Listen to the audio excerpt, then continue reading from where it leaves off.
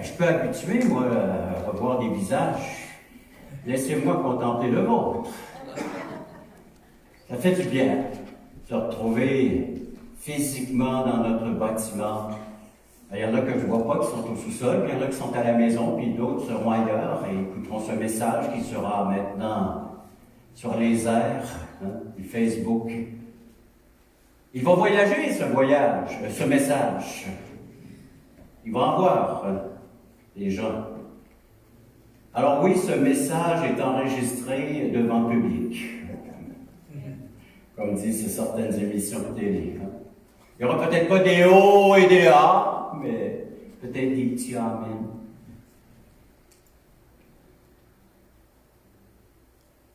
Plus grand, un Dieu plus grand que tout ce que nous pouvons demander à notre Dieu Tout-Puissant. Plus grand que nos rencontres, que celles que nous sommes en train de vivre présentement.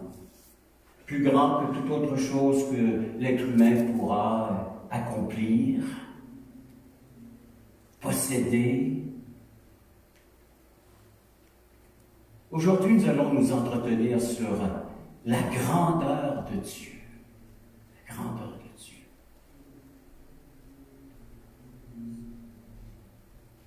Ce sera le sujet ce matin. Dieu lui-même. Dieu lui-même. Il est le sujet de nos prières. Il est le sujet de nos rencontres, comme celle que nous sommes en train de vivre présentement. La question aujourd'hui, le Dieu de votre adoration est-il assez grand pour répondre à tous les défis que vous apportez devant lui? Amen.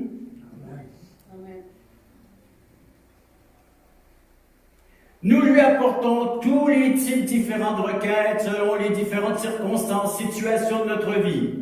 Souvent, un besoin soudain se fait sentir en d'autres occasions et nous les voyons venir depuis certains temps. Pouvez-vous vous tourner immédiatement vers le Dieu que vous invoquez habituellement? Les défis de la vie peuvent revêtir des formes diverses. Nous avons parfois besoin de secours divins, matériels, lorsque nos finances sont impliquées. Nous avons aussi des besoins émotionnels, comme lorsque la solitude nous pèse. Le Dieu que nous adorons est-il assez grand pour répondre à tous ces défis?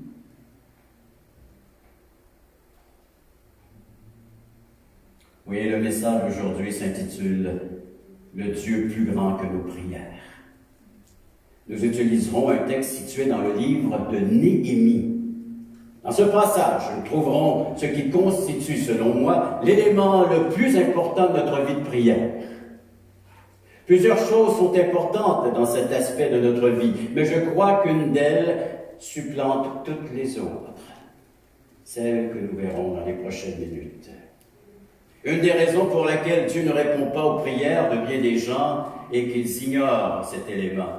Souvent, ils apporteront leur requête devant lui et ils penseront « Très bien, Seigneur, je t'ai tout dit, je t'ai fait connaître tous mes besoins. Dois-je faire autre chose? » J'ai entendu des gens dire « Mes prières semblent se perdre dans la brume. Elles ne vont pas plus haut que le plafond. Car je ne reçois jamais de réponse. Rien ne semble se produire. Silence total à l'autre bout de la ligne. » J'aimerais proposer une explication. Ce n'est peut-être pas la seule, mais c'en est une. Avant de commencer notre lecture, clarifions le contexte. On se rappelle qu'une partie de la nation d'Israël, et plus particulièrement la tribu de Juda, a été emmenée captive à Babylone. Ils ont dû quitter tout ce qu'ils avaient. Maison, amis, voisinage, tout. Quitter. Être déporté. Dans une autre culture, dans une autre langue. Lors de la prise de Jérusalem, beaucoup d'Israélites ont été massacrés. Plusieurs autres ont été enlevés pour servir comme esclaves dans un pays lointain. Le prophète Jérémie avait prophétisé que cette captivité durerait 70 ans. Au moment où notre récit prend place, le livre de Néhémie, ces 70 ans se sont écoulés.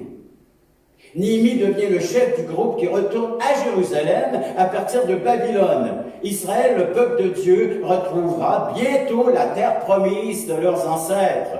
Ils reviennent pour rebâtir Jérusalem. Déjà, Esdras avait passé avant Néhémie pour rebâtir le temple et solidifier la foi chez le peuple, chez ceux qui étaient de retour chez eux. Relever les murailles, ça sera le rôle de Néhémie, de relever la sécurité, la protection de la ville. Un temps d'encouragement, parce qu'ils en avaient grandement besoin.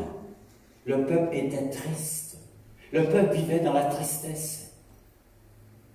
Ils ne retrouvaient plus certains membres de leur famille. Certains avaient décidé de rester loin, de ne plus revenir à Jérusalem, de ne plus retourner dans leur lieu de culte, au temple, dans les ruines, dans ce qui restait. Et certains comparaient l'ancien temple avec le nouveau temple rebâti sous Esdras. Et les gens pleuraient. Ils étaient tristes de retrouver leur lieu de culte, qui n'était plus comme avant. Tout avait changé. Tout était différent. Un peu comme nous, aujourd'hui, hein?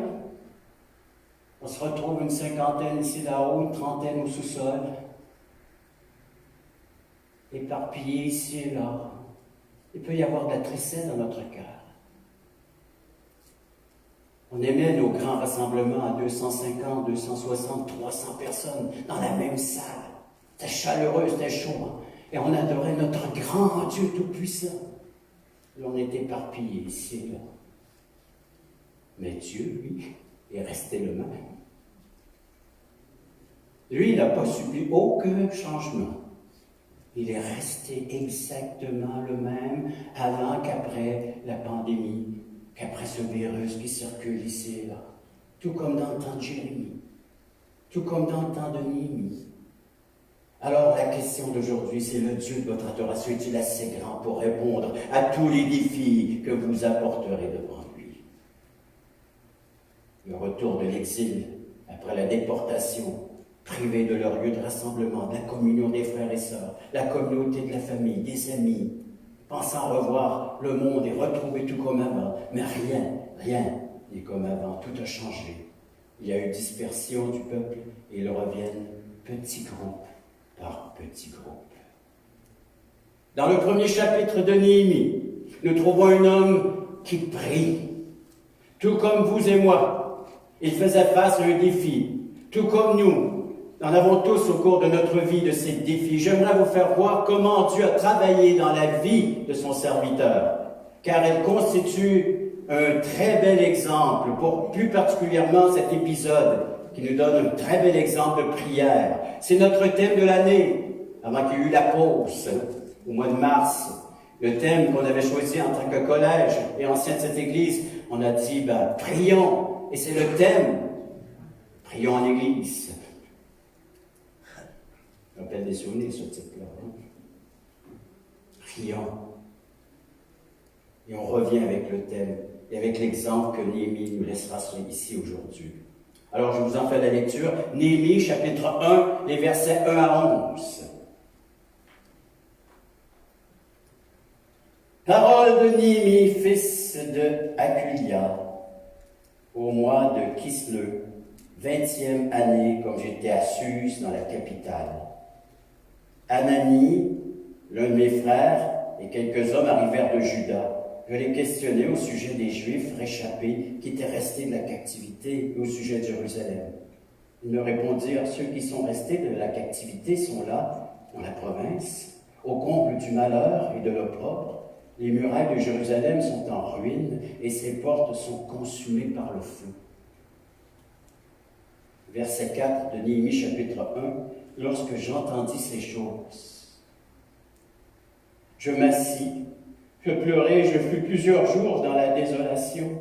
Je jeûnais et je priais devant le Dieu des cieux, et je dis, ô Éternel Dieu des cieux, Dieu grand et redoutable, toi qui gardes ton alliance et qui fais miséricorde à ceux qui t'aiment et qui observent tes commandements, que ton oreille soit attentive et que tes yeux soient ouverts. Écoute la prière de ton serviteur t'adresse en ce moment, jour et nuit, pour tes serviteurs, les enfants d'Israël, en confessant les péchés des enfants d'Israël, nos péchés contre toi. Car moi et la maison de mon Père, nous avons péché. Nous t'avons offensé. Nous n'avons point observé les commandements, les lois et les ordonnances que tu prescrivis à Moïse, ton serviteur. Souviens-toi de cette parole que tu donnas ordre à Moïse, ton serviteur, de prononcer. Lorsque vous pécherez, je vous disperserai parmi les peuples.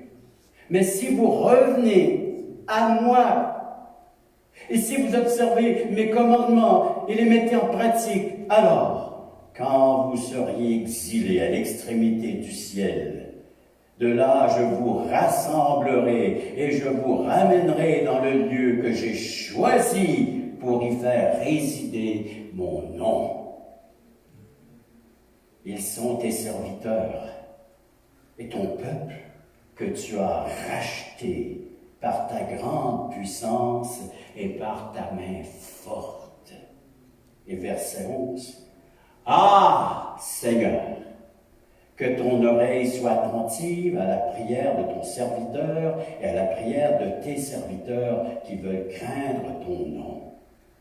Donne aujourd'hui du succès à ton serviteur et fais-lui trouver grâce devant cet homme, car il était chanson, porteur de vin pour le roi. Et il demande à l'Éternel Dieu des cieux, le grand et redoutable, pouvoir être présenté, de présenter cette requête devant ce roi dont il était le serviteur. Au chapitre 2, il fait cette présentation, il fait cette demande. Donc voilà le texte qui nous servira de réflexion ici aujourd'hui. Dans cet extrait, nous apprenons beaucoup de choses au sujet de Nîmes, mais surtout nous apprenons la nature de sa relation avec Dieu. Vous avez une relation avec Dieu? Elle est bien établie, bien réelle, bien vivante. Avant d'aller plus loin, j'aimerais vous demander, quelle est votre conception de Dieu? Dans votre cœur, réfléchissez un moment. Quelle est la conception de Dieu? Comment le voyez-vous?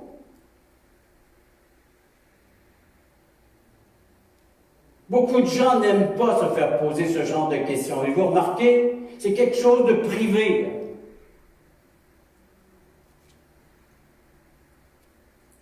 Mais puisque cela restera entre vous et lui, allez-y. Je ne vous demande pas de prononcer publiquement, dans votre cœur, entre lui et vous, quelle est la conception de votre Dieu?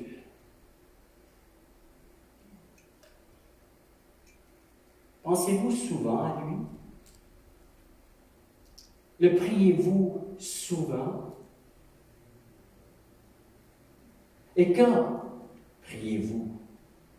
Le priez-vous sur une base régulière pour lui partager autant vos joies que vos peines? Certaines personnes prient Dieu lorsqu'elles entendent de mauvaises nouvelles. Elles semblent alors particulièrement motivées à se tourner vers Dieu. Soit une nouvelle, une actualité, un contexte qui éveille la foi, qui la stimule, qui la motive à nous tourner vers Dieu. Nous tourner vers Dieu. Autrement dit, il se passe de quoi à l'intérieur? Il faut que je fasse quelque chose. Et le réflexe, c'est de se tourner vers Dieu. J'implore Dieu. Je prie Dieu. C'est votre réflexe lorsque vous entendez les nouvelles actualités. Il faut que je fasse quelque chose. J'ai déjà lu quelque part qu'il y a 3 sortes de personnes. Premièrement, celles qui ne s'informent pas, qui ne veulent pas voir, qui ne veulent pas entendre ce qui arrive.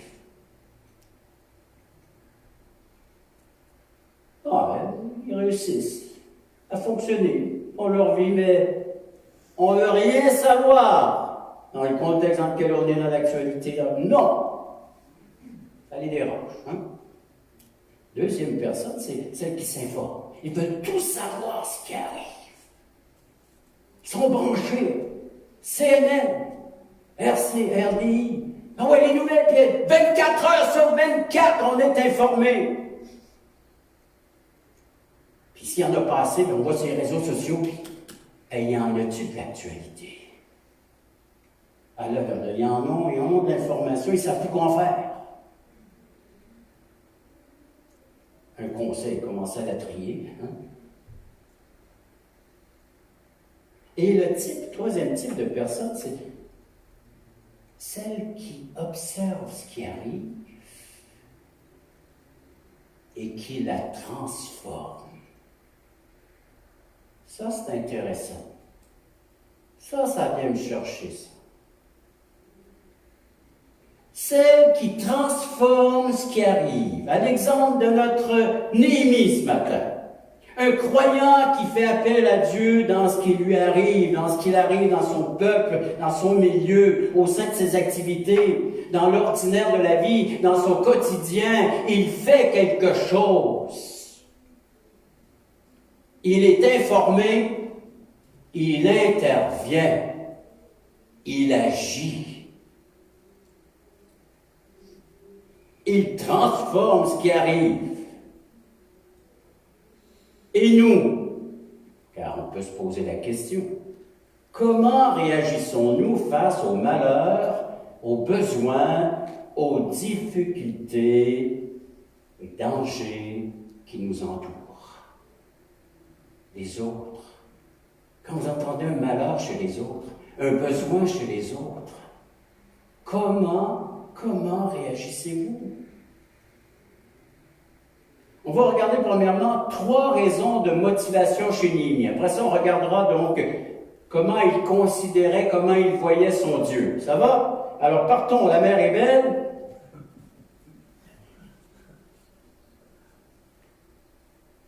Alors il y a une vague qui passe. Alors la première raison, dans le passage, Néhémie s'est tourné vers Dieu pour une raison bien précise. Il venait d'entendre de très mauvaises nouvelles concernant les siens, sa communauté, le peuple auquel il s'identifie, dans lequel il fait partie. Il a entendu parler des brèches dans la muraille de Jérusalem. Cela signifiait qu'une armée ennemie, des brigands, un troupeau d'animaux sauvages pouvaient venir et piller la cité autant qu'ils le voulaient. Les portails de la ville étaient brûlés. Donc, les habitants étaient sans défense. Et les habitants de la ville vivaient dans l'angoisse, dans la peur et le désespoir.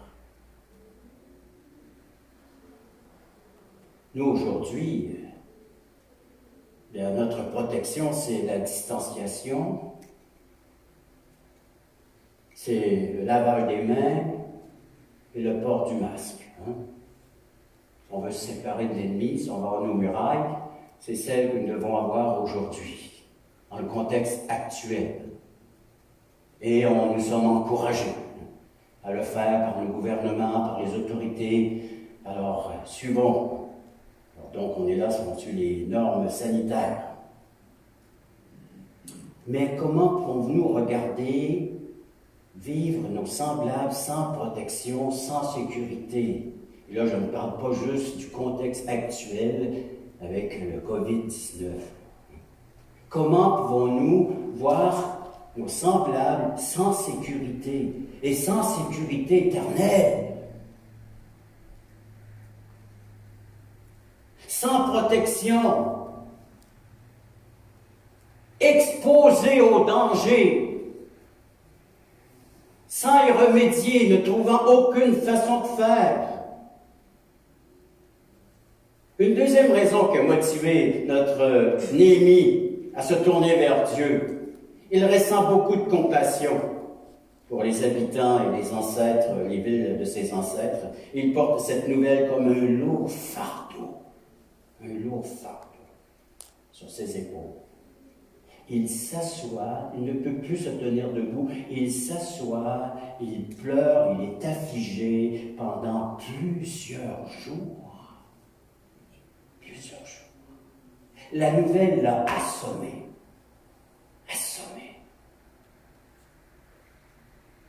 Assailli par la nouvelle, affligé. Et il décide d'implorer Dieu en jeûnant et en priant, en consacrant les temps qu'il pouvait y avoir dans ses journées à prier, à intercéder et à demander à Dieu d'agir, de faire quelque chose. Nous verrons plus loin dans les lectures, même à planifier une stratégie, un plan pour remédier à la situation. Pendant qu'il prie, pendant qu'il jeûne, il écrivait, parce que dès que le roi va lui demander pourquoi il était si triste que ça lorsqu'il s'est présenté devant le roi, eh bien, il avait tout un plan bien établi à comment remédier à la situation. Il avait pondu un texte, une idée, sous l'inspiration de cette prière, animée par la présence de l'Éternel Dieu. Il avait trouvé le moyen de s'en sortir, pour lui et pour tout le peuple qu'il représentait. Dans Matthieu 9, ceux qui veulent y tourner, je vous fais la lecture. En Matthieu 9, dans le Nouveau Testament, notre évangile, notre bonne nouvelle, nous voyons le Seigneur Dieu qui marche parmi les hommes. Il vient de se choisir 12 hommes, appelés des disciples, qui deviendront des apôtres, des témoins oculaires du ministère public. C'est tout ce que le Seigneur a fait ici-bas sur cette terre pendant son séjour, ces 3 ans de ministère public. Et au verset 36, alors de Matthieu 9, verset 36, nous lisons dans Matthieu 9, 36 à 38, écoutez bien ceci.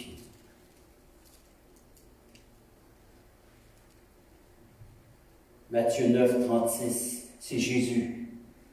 Voyant la foule, il fut ému de compassion pour elle, parce qu'elle était languissante, abattue, comme des brebis qui n'ont point de berger, exposées au danger. Personne pour les protéger, pour les guider, pour les conduire et les emmener là où ils pouvaient trouver des verts pâturages, des eaux paisibles, être restaurés. Et verset 37, alors il dit à ses disciples, la moisson est grande, la récolte des âmes pour le royaume de Dieu, la récolte des âmes pour la cité céleste, la demeure céleste, la moisson. Il parle des âmes ici, le besoin spirituel de l'être humain, urgent, des grands besoins, urgents. Mais il y a peu d'ouvriers.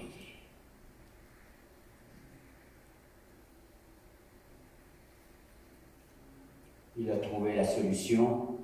La réponse, verset 38.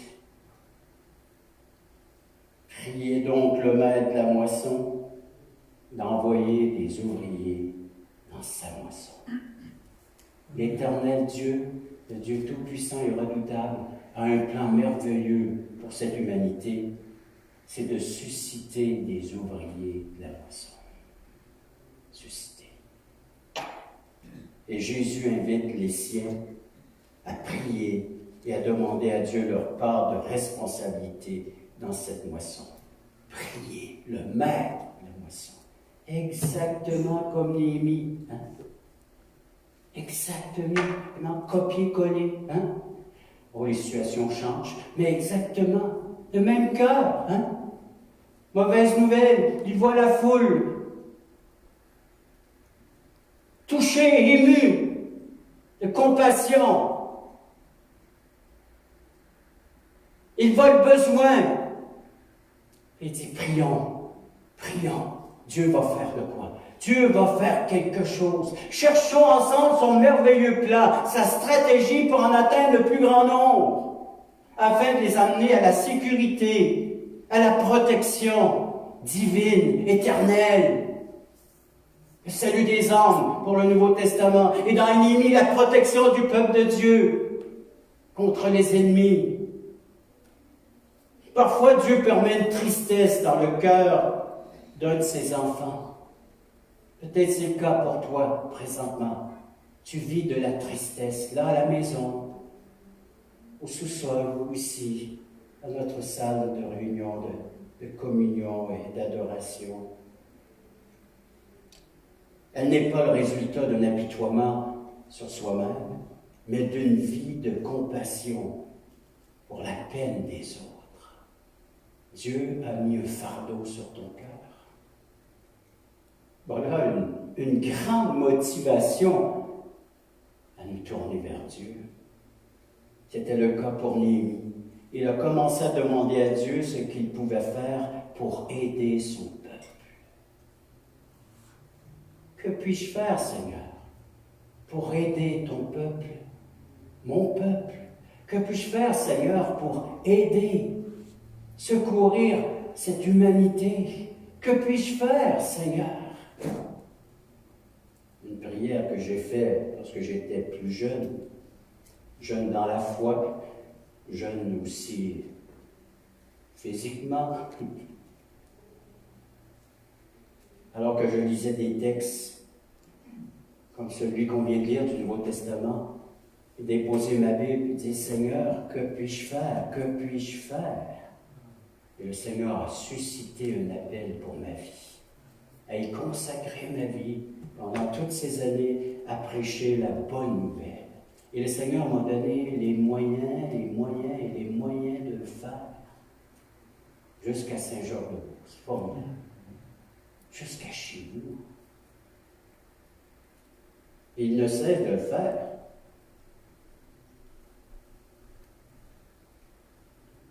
Le seul projet de se rendre sur place semblait impossible pour Néhémie.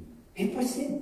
Il y avait tellement d'obstacles devant lui, tellement d'obstacles, c'était impossible. Juste le fait de se présenter devant le roi, il n'avait pas se laver la face, laver le visage, essayer de déplier les rides. Je ne peux pas me présenter comme ça devant le roi.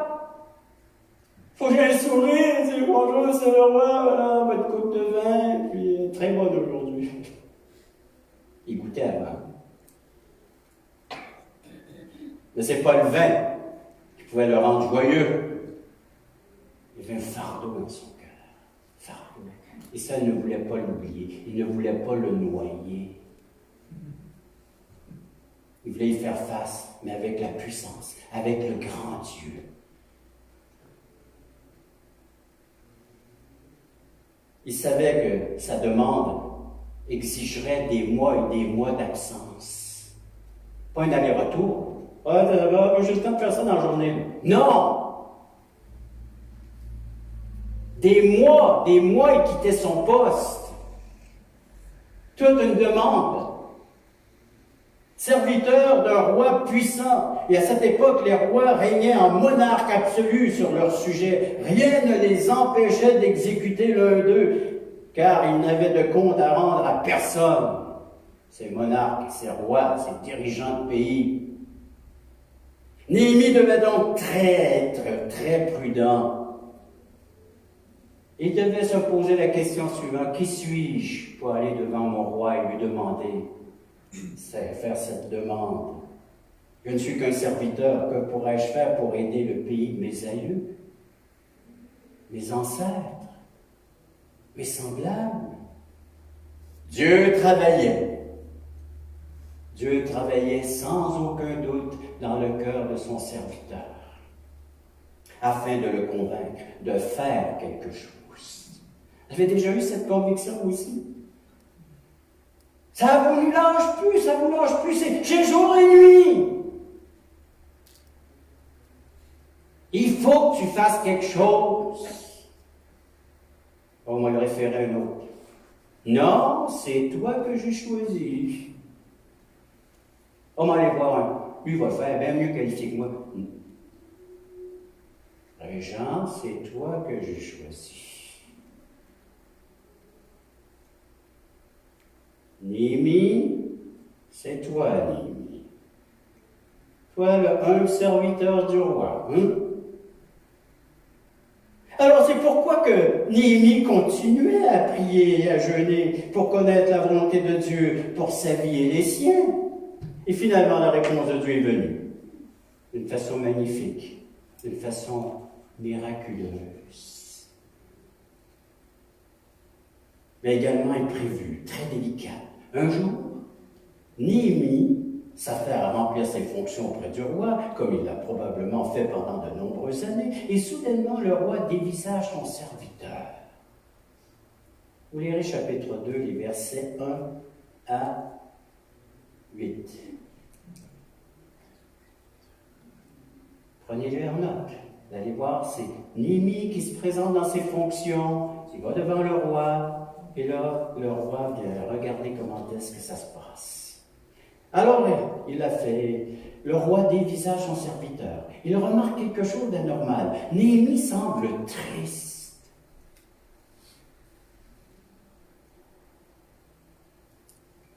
Peut-être même un peu déprimé.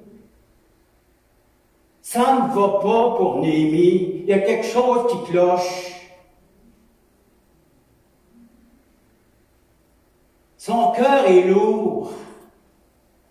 Il porte un poids, et cela se voit dans son visage, il ne portait pas de masque. Il aurait peut-être dû en porter un ce jour-là. Non! Il n'y avait pas de pandémie ni de virus. Alors le roi, il voit qu'il y a quelque chose d'anormal. On ne se présente pas de la sorte, pas avec un visage de la sorte devant le roi. Le serviteur est terrifié. Néhémie. Il sait qu'une réponse déplaisante aux oreilles du roi pourrait être lourde de conséquences. Le monarque orientaux, les monarques orientaux, redoutaient sans cesse d'être empoisonnés et toute agitation chez les chansons, donc la tâche de Néhémie, le goûteur et serveur de vin, était considérée comme hautement suspecte. Imagine si t'arrives comme ça dans le roi. Oh, il y a quelque chose de suspect là-dedans. Et oui, il était payé un pot de vin, le gars qui dit empoisonne le roi, donne la coupe. Hein? Il surveillait tout ça. C'est danger, Mais Néhémie était un homme fidèle. Il était respecté par le roi. On voit qu'il y avait un respect mutuel entre eux. Imagine Néhémie qui devait prier intérieurement son Dieu en allant porter la coupe à son roi. Et là, bien, l'ouverture se présente. Le roi lui demande pourquoi il a l'air si triste. Prière exaucée. Exaucée. Il avait demandé dans sa prière, quoi? Donne-moi du succès lorsque je me présenterai devant mon roi. Et c'est le roi qui est disposé à dire à Néhémie, mais dis-moi ce qui ne va pas, tu as l'air si triste, dis-moi ce qui ne va pas chez toi. Et là, il raconte tout le récit et l'histoire et son merveilleux plan, sa stratégie, afin de pouvoir aider les siens au loin, à Jérusalem. Dieu avait déjà travaillé dans le cœur de la personne que Néhémie avait exposée devant son Dieu Tout-Puissant. L'intercession. Avez-vous remarqué qu'il y a un émerveillement et un aspect miraculeux là-dedans? Comment est-ce que Dieu a pris les choses en main? Comment Dieu a fait quelque chose?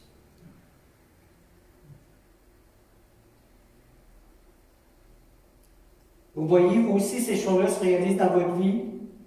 Comment Dieu dispose les cœurs des gens de votre entourage pour réaliser les merveilleux plans que Dieu a déposés en vous, les œuvres qui vont le glorifier, qui vont l'honorer. Dieu dispose notre entourage. Peu importe le contexte dans lequel nous sommes, Dieu réalise son plan merveilleux. Moi, ça m'encourage. Moi, ça me motive. Moi, ça me stimule de voir ces textes-là et de pouvoir le vivre nous aussi, comme Néhémie. On a le même Dieu que Néhémie aujourd'hui. Exactement le même Dieu. Je vais vous décrire ce Dieu dans les prochains instants ou dans les prochaines semaines. Mais ça sent bien, découragez-vous pas. Ça va venir. Ça va venir.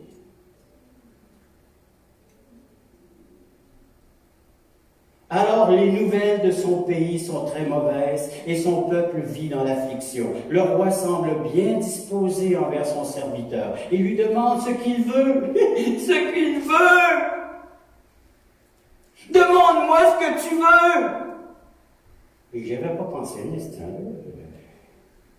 C'est toute une opportunité que tu me donnes là. Demande-moi ce que tu veux. Mais il y avait sa liste, sa liste, il dit, voici ce dont j'ai besoin. Il était prêt, hein? Serviteur prêt, bien équipé. Il était prêt. Et Néhémie répond qu'il aimerait partir pour Jérusalem afin d'aider les siens, son peuple. Et le roi lui demande, combien de temps durera ton absence? Le serviteur doit répondre que cela prendra un certain temps. Il va même jusqu'à lui demander une escorte royale pour le protéger pendant le trajet, et même des lettres qui l'autoriseraient à s'équiper en chemin ici et là, à travers d'autres autorités, afin qu'il puisse couper le bois nécessaire, la reconstruction de la muraille et des portails. Le roi acquiesce à toutes ces requêtes. Toutes. T-O-U-T-E-S. Toutes. Au pluriel. Tout ce qu'il avait planifié avec l'Éternel, son Dieu, tout est là. Vas-y, mon serviteur, sers-toi. Prends ce dont tu as besoin. Tu veux des lettres de référence, je vais t'en donner. Des lettres d'autorisation, je vais t'en donner. Je vais tout te signer ce dont tu as besoin. Vas-y, fly, mon ami. Accomplis ta mission. C'est-il pas encourageant un tel texte ce matin ici? Oui. Bonjour. Il dit oui. Et des fois, on va pas là. Va pas là, Régent. On va s'en tenir au texte. Hein? On va s'en tenir. J'avais des histoires à vous raconter, mais... Alors, le roi acquiesce à toutes ces requêtes. Dieu agit dans le cœur des puissants tout aussi facilement que dans celui des humbles.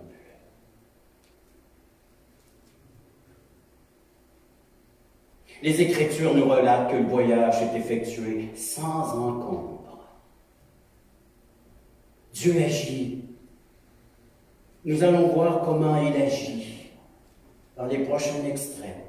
Néhémie, une fois arrivé à Jérusalem, s'entretient avec les habitants de la ville. Néhémie, chapitre 2, verset 18. Et c'est le troisième aspect de sa motivation. Néhémie 2, 18. Et je vous fais la lecture. Alors là, il est arrivé. Il voit la désolation. Il voit qu'il y a encore bien de l'ouvrage. Il faut relever les manches. Il y a encore bien du travail à accomplir. Même si Esdras avait passé avec ses équipes et tout ça, puis il avait relevé certains aspects, il y en avait encore à faire. Et le verset 17 de Néhémie dit, « Je leur dis alors, vous voyez le malheureux état où nous sommes. Jérusalem est détruite et ses portes sont consumées par le feu. Venez!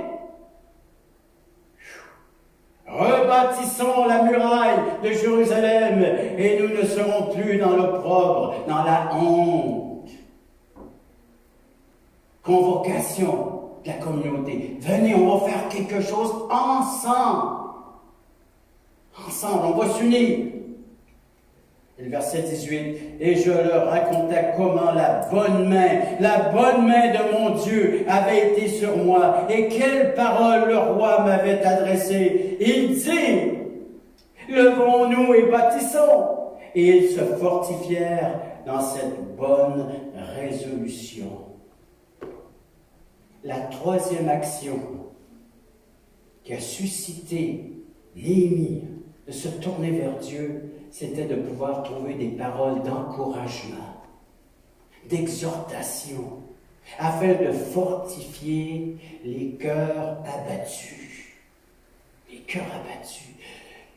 Il devait entendre un message d'encouragement et non pas de se faire taper sa tête. Levons-nous et bâtissons. Nous sommes en pleine construction, vous savez. Dans l'ère où nous sommes, le Seigneur est en train de bâtir son Église. Et on est invité à collaborer, à participer à bâtir son Église. Levons-nous et bâtissons, frères et sœurs. Et c'est des pierres vivantes que le Seigneur ajoute à son Église aujourd'hui. C'est ce qu'il rajoute. Les points hauts de l'Évangile, c'est une puissance pour le salut de quiconque croit, dit l'apôtre Paul dans l'Épître aux Romains, chapitre 1. Par son témoignage, par l'intervention de son Dieu Tout-Puissant dans sa vie, il pouvait en encourager d'autres, en fortifier d'autres. J'ai vu la main puissante de Dieu agir lorsque je me suis tenu debout devant le roi pour faire ma requête. Alors le peuple a dit, si c'était comme ça, allons-y. Nous aussi, on veut écouter. Nous aussi, on veut vivre exactement ce que tu as vécu. On veut l'expérimenter, nous aussi.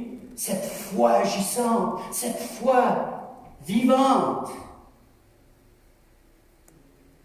Alors, fortifiés dans leur cœur abattu, ils ont décidé d'apporter leur soutien au projet de Néhémie. Les habitants de la ville croyaient que le Seigneur l'avait assisté. Ils étaient donc prêts à coopérer avec lui et à se mettre au travail. Dans le premier chapitre du livre, Néhémie se présente devant Dieu avec plusieurs requêtes qui peuvent sembler impossibles à l'homme. Des requêtes impossibles à l'homme.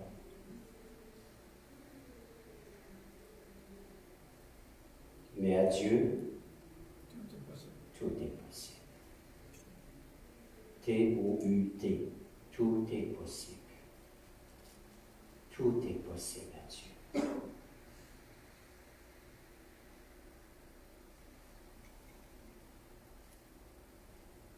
Dieu, il lui accorde tout, et même encore plus. Dieu a accordé plus que la demande, que l'espérance, que l'attente que Néhémie pouvait avoir dans son cœur. Plus. Parce que Dieu est plus grand que ta requête. Dieu est plus grand que ta demande. Dieu est plus grand que ton attente. Dieu est plus grand que toute autre chose qu'il pourrait y avoir dans la vie d'un être humain. Dieu est plus grand. Souvent, j'entends mes frères et sœurs, il ne faut pas que j'en demande trop. Il faut que je me limite.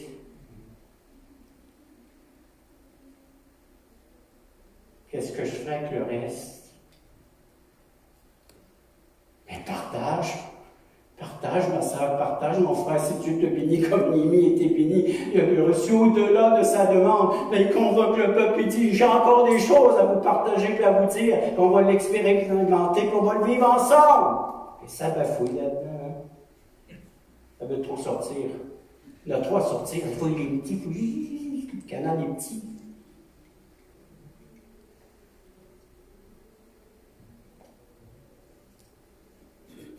Les habitants de la ville ont vu que le Seigneur avait assisté Néhémie. Ils sont prêts à vivre cela. Regardez Néhémie 6, versets 15 et 16. 6, 15 et 16.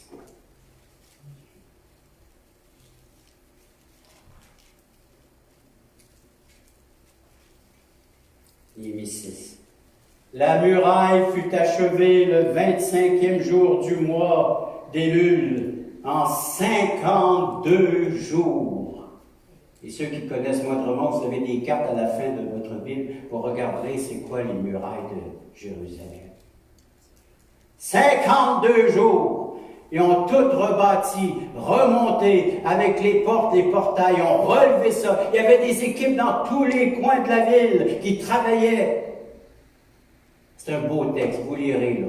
Si vous n'êtes pas encore au courant de ce que Néhémie a fait puis bâti avec la main toute puissante de Dieu, tout un défi.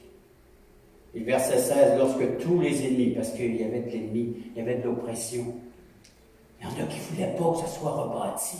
Il y en a qui empêchaient, même de l'intérieur. Ils disaient, hey, rebâtissez pas ça, relevez pas ça, non, ça ne vaut plus rien. Ça, c'est des paroles d'encouragement. Hein?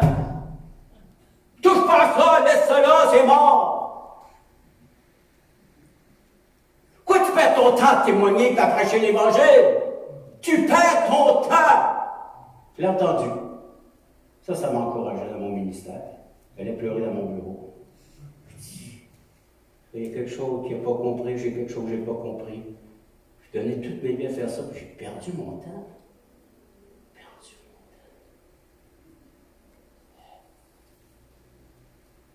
Loin de là, frères et sœurs, loin de là. J'espère que ce ne sont pas vos pensées ici ce matin, que c'est une perte de temps de se rassembler une poignée d'hommes et de femmes, de frères et de sœurs dans le bâtiment. J'espère que ce ne sont pas vos pensées, que de relever le témoignage évangélique dans la cause, que c'est une perte de temps, d'aller vers les âmes perdues et de les gagner pour l'évangile, la cause de Christ, et de remplir, en tant que citoyens célestes, les lieux de Dieu, de rebâtir. J'espère que ce ne sont pas vos pensées, que c'est une perte de temps tout cela, frères et sœurs. Mais nous sommes en train de racheter le temps. De racheter le temps. On a été trop longtemps arrêtés. Trop longtemps. T'es au ralenti. Moi, j'étais ankylosé. On ne pouvait plus. Il faut que je fasse de quoi? 40 appels par semaine. Ah ouais, des textes, des textos. Il faut faire de quoi? Avec l'équipe pastorale, on a fait de quoi? On essayait de garder contact. On essayait. Alors, le contexte difficile. Pas plus facile encore aujourd'hui, vous avez remarqué, hein? Avec tout ce qu'on doit faire pour pouvoir se retrouver ensemble. Mais perdons pas courage. On a le même Dieu que Néhémie. Le Seigneur a dit, même les ennemis qui sont là, regardez, lorsque tous nos ennemis l'apprirent, toutes les nations qui étaient autour de nous furent dans la crainte. Elles éprouvèrent une grande humiliation et reconnurent que l'œuvre s'était accomplie. Mais ce n'est pas point final. La phrase continue. Avez-vous remarqué? L'œuvre s'était accomplie par la volonté de notre Dieu. De notre Dieu.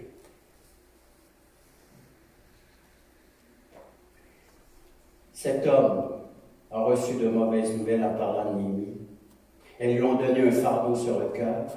Il sent qu'il doit faire quelque chose, mais il ne sait pas trop quoi. Sa position ne lui laisse aucune liberté d'action. Il crie à Dieu. Ce dernier répond à sa prière. Il lui accorde tout ce qu'il faut pour accomplir sa volonté.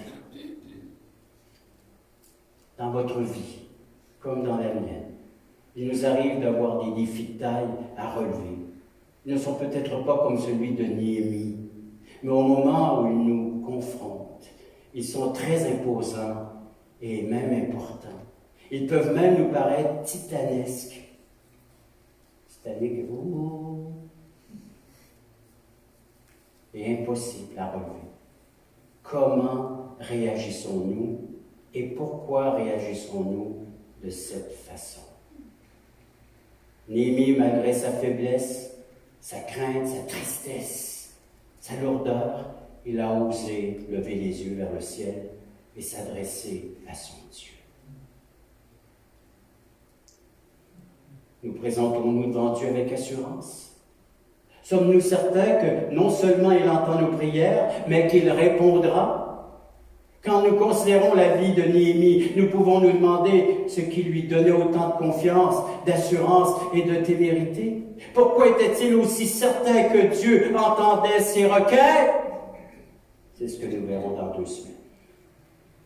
C'est parce qu'il connaissait son Dieu.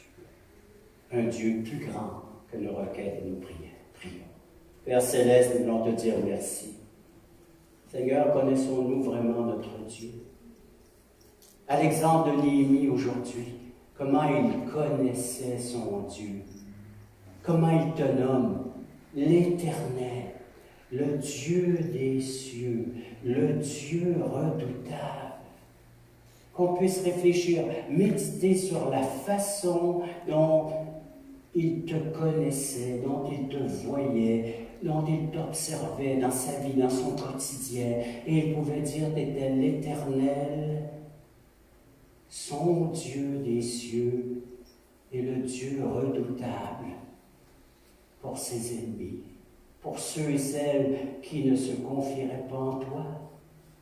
Seigneur, que ceux qui nous écoutent présentement puissent avoir ce désir de te connaître davantage, de te chérir, de t'aimer, de t'adorer, comme tu te révèles à nous dans les Saintes Écritures, et par l'entremise de ton Fils bien-aimé qui a dit, celui qui m'a vu, a vu aussi le Père.